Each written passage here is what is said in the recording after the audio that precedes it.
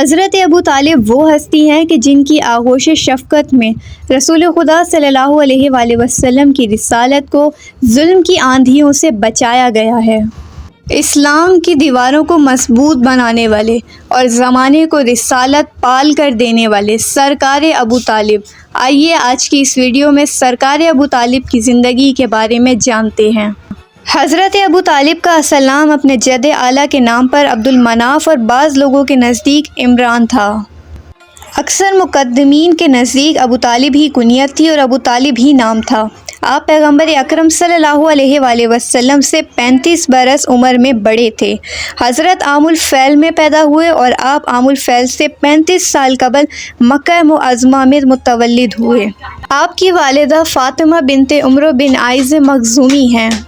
حضرت ابو طالب اور آپ صلی اللہ علیہ وآلہ وسلم کے والد حضرت عبداللہ دونوں سگے بھائی تھے۔ حضرت ابو طالب کو اللہ نے جناب فاطمہ بنت اسد سے 4 بیٹے عطا کیے: طالب، عقیل، جعفر اور علی۔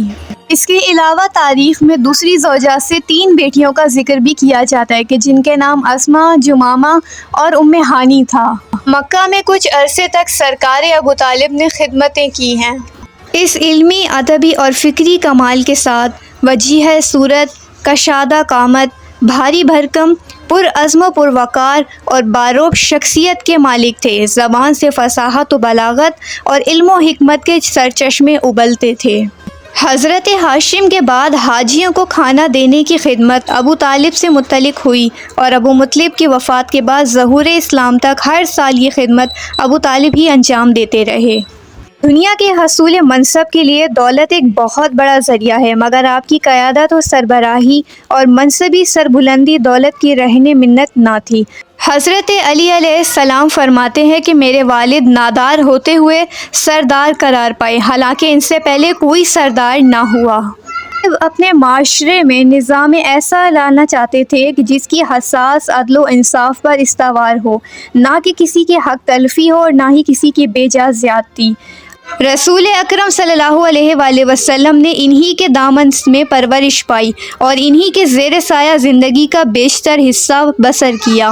ابو طالب رسول خدا سے بے انتہا محبت کرتے تھے اور اپنی اولاد سے زیادہ انہیں چاہتے تھے۔ ان کے پہلو میں سوتے، جب کہیں باہر جاتے تو انہیں ساتھ لے جاتے اور دنیا جہان کی ہر چیز سے ان پر فریفتہ تھے۔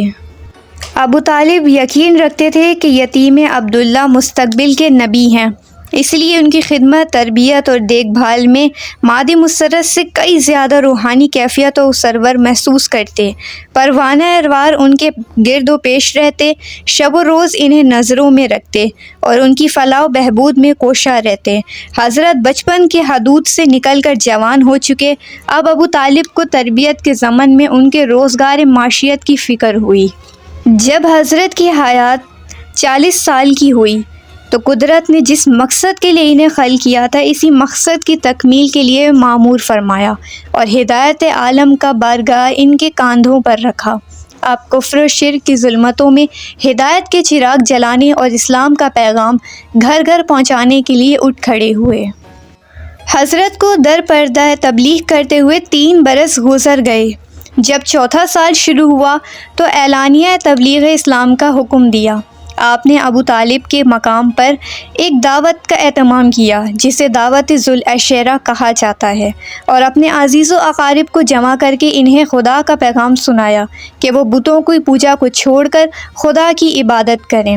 ابو طالب نے قریش کے تیوروں سے سمجھ گئے کہ وہ اپنے قدیم و رسم و رواج کے خلاف کوئی آواز سننا گوارا نہ کریں گے اور لا محالہ حضرت کے خلاف کھڑے ہوئے ہوں گے۔ آپ نے ان کی مخالفت کے زور پکڑنے سے پہلے یہ مناسب سمجھا کہ ان کے گوش گزار کر دیں کہ وہ ابن عبداللہ کو تنہا اور بے سہارا نہ سمجھیں، بلکہ ان کے دست و بازو بن کر ان سے پہلے ہی ساتھ ہوں گے اور ہر لمحہ ان کے سینے سپر رہیں گے۔ چنانچہ آپ نے جذبہ حق پرستی سے متاثر ہو کر پر اعتماد لہجے میں کہا، خدا کی قسم ہم جب تک زندہ رہیں گے دشمنوں سے ان کی حفاظت کرتے رہیں گے۔ اور یہیں سے دین اسلام کی پہلی تبلیغ کا سلسلہ شروع ہوا، جب کھلے عام رسول خدا نے قریش کے لوگوں کو پیغام اسلام دینا شروع کیا۔ لیکن کچھ لوگ ایسے تھے کہ جیسے ابو جہل، جو بار بار رسول خدا کی بات کو کاٹ کر لوگوں میں فتنہ پھیلانا شروع کرتا تھا۔ چنانچہ 2 دن ایسے ہی گزر گئے، لوگ آئے، کھانا کھایا اور کھانا کھانے کے بعد بنا رسول خدا کی بات کو سنے اپنے گھر کو جانے لگتے تھے۔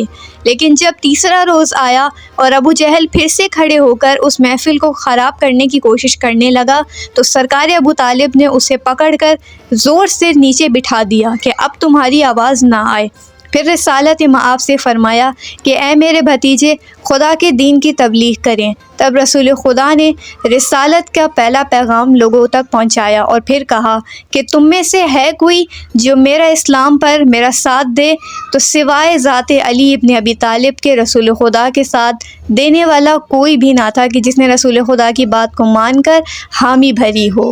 اہل سنت کے مشہور عالم ابن عبد الحدید نے ان کی خدمت کا اعتراف کرتے ہوئے کہا ہے، اگر ابو طالب اور ان کے فرزند علی نہ ہوتے تو اسلام کبھی اپنے پیروں پر جم کر کھڑا نہ ہوتا۔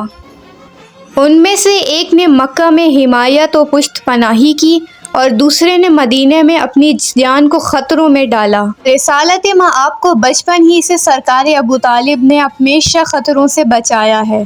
وہ خود رسالت مآب کے بستر پہ کبھی سویا کرتے تھے اور انہیں محفوظ مقام پر سلاتے تھے تاکہ اگر کوئی خطرہ ہو بھی تو نقصان صرف ابو طالب کو ہو۔ یہی تو وجہ ہے کہ شب ہجرت بھی رسول خدا اپنے بستر پر سوائے علی کی ذات کے کسی کو سلانا پسند نہ کیا۔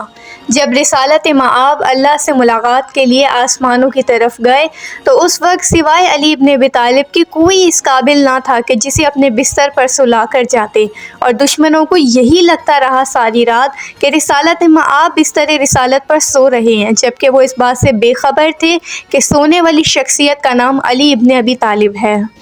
مرتبہ مدینہ کے بچوں کی شرارت کی وجہ سے رسالت مآب کی پیشانی زخمی ہو گئی۔ جب سرکار ابو طالب نے یہ منظر دیکھا تو اس وقت سرکار رسالت مآب سے فرمایا کہ آپ کل سے علی کے ساتھ باہر جایا کیجیے گا، اور سرکار رسالت کو حضرت علی کے سپرد کیا۔ اور پھر مولا علی کے ساتھ رسول خدا باہر مدینے کی گلیوں میں نکلے، اور جیسے ہی کوئی شرارتی بچہ رسول خدا کو تنگ کرنے کی نیت سے آگے آتا تو آپ فوراً رسول خدا کا دفاع کرتے اور آپ کو بچاتے۔ یہی تو وجہ ہے کہ رسالت کو امامت اور رسالت کو ابو طالب علیہ السلام نے بے حد ہی محفوظ طریقے سے زمانے میں پھیلایا ہے۔ یہ امر انتہائی عجیب انگیز ہے کہ ایک طرف تو یہ اعتراض کیا جاتا ہے کہ حضرت ابو طالب کی کوششوں کے نتیجے میں اسلام کی آواز بلند ہوئی اور انہوں نے اپنی زندگی کا طویل عرصہ حضور اکرم کی نصرت و حمایت میں صرف کیا، اور دوسری طرف ان کے کفر پہ بھی زور دیا جاتا ہے اور ان کی تمام خدمات کو بے اثر بنانے کی کوشش کی جاتی ہے، اور یہ کوشش انہی لوگوں کی طرف سے ہوتی ہے جو کمزور سے کمزور کراہین و شواہد کو اثبات ایمانی بنانے کے لیے کافی سمجھتے ہیں۔ مگر یہاں ذہنی فکری رجحان دوسرا راستہ اختیار کرتا ہے، اور اس جان باز اور جان نثار اسلام کو اس کی دینی خدمات کے باوجود دائرہ اسلام سے خارج قرار دیا جاتا ہے، حالانکہ ان کے کلام پر نظر کی جائے تو اس میں توحید اور رسالت کا اعتراف کے جوہر ریزے جگمگاتے نظر آتے ہیں۔ حضرت ابو طالب دین کے محافظ، اسلام کے پست پناہ اور پیغمبر اسلام کے لیے محقق معلقہ تھے۔ بستر مرگ پر بھی ان کا ذہن اسلام اور بانی اسلام کے تحفظ کی فکروں سے خالی نہ تھا۔ چنانچہ جب صحت نے جواب دے دیا اور موت کے آثار نظر آنے لگے تو قریش کو طلب کیا اور انہیں امانت الصدیق، بیابانی، صلح رحم اور فقرہ کی عنایت اور خانہ کعبہ کے احترام کی ہدایت کے بعد حضرت کی حفاظت اور نصرت کرنے کے لیے فرمایا۔ میں تمہیں محمد کے ساتھ بھلائی کی وصیت کرتا ہوں۔ وہ قریش میں امین اور عرب میں صدیق ہیں، اور ان میں تمام صفتیں موجود ہیں کہ جن سے انہیں تمہیں وصیت کی ہے، اور ایسی چیزیں لے کر آئے ہیں کہ جس سے دل متعارف ہیں اور زبان عداوت کے ڈر سے چپ ہیں۔ خدا کی قسم، گویا کہ یہ منظر میں اپنی آنکھوں سے دیکھ رہا ہوں کہ عرب کے فقراء اور اعتراف و جوارب کے باوجود یہ دیانشین اور کمزور افراد ان کی آواز پر لبیک کہہ رہے ہیں۔ جب وصیت کر کے اپنے فریضے سے سب کدوش ہوئے تو موت کے آثار ظاہر ہوئے، چہرے کا رنگ بدل گیا، پیشانی پر پسینہ آیا، اور پیغمبر اکرم کا سب سے بڑا ناصر و مددگار، سرپرست و غمخوار 86 برس کی عمر میں جوار رحمت میں پہنچ گیا۔ پیغمبر اکرم پر غم کا پہاڑ ٹوٹ پڑا، آنکھوں میں آنسو بھر آئے اور حضرت علی علیہ السلام سے فرمایا، جاؤ انہیں غسل و کفن پہناؤ اور دفن کا سامان کرو، خدا انہیں مغفرت کرے اور اپنی رحمت کے ان کے شان حال رکھے۔ غسل و کفن ہونے کے بعد رسول خدا اپنے چچا کو کفن میں لپٹا ہوا دیکھ کر بہت روئے اور فرمایا، اے چچا، آپ نے بچپن میں پالا، یتیمی میں میری کفالت کی، بڑا ہونے پر میری نصرت و حمایت کی، خداوند عالم میری طرف سے آپ کو جزائے خیر عطا کرے۔ وفات ابو طالب کے بعد جب جنازہ اٹھا کر لے چلے تو آپ علیہ السلام کاندھا دیتے ہوئے شروع سے آخر تک شریک جنازے گاہ رہے۔ جب ابو طالب وفات پا گئے تو قریش نے حضرت کو اتنی تکلیفیں دیں کہ ابو طالب کی زندگی میں ستانے کی اتنی ہوس ان کے دلوں میں پیدا نہ ہو سکتی تھی۔ حضرت ابو طالب کی وفات کا غم ابھی تازہ ہی تھا کہ ان کی رحلت کے 1 مہینہ 5 دن بعد جناب خدیجہ نے بھی انتقال فرمایا۔ اس حادثے کا بھی غم رسول خدا کو انتہائی رنج و قلق ہوا اور آپ نے دونوں کے مرنے کا یکساں غم منایا اور اپنے غم و حزن کی یاد باقی رکھنے کے لیے اس سال کا نام عام الحزن یعنی غم کا سال رکھا۔ تو یہ ہے سرکار ابو طالب کی زندگی۔ امید ہے آپ لوگوں کی ویڈیو بہت پسند آئی ہوگی، اسے اپنے لوگوں کے ساتھ شیئر کرنا مت بھولیے گا۔ ملتے ہیں نیکسٹ ویڈیو میں، تب تک کے لیے اللہ حافظ۔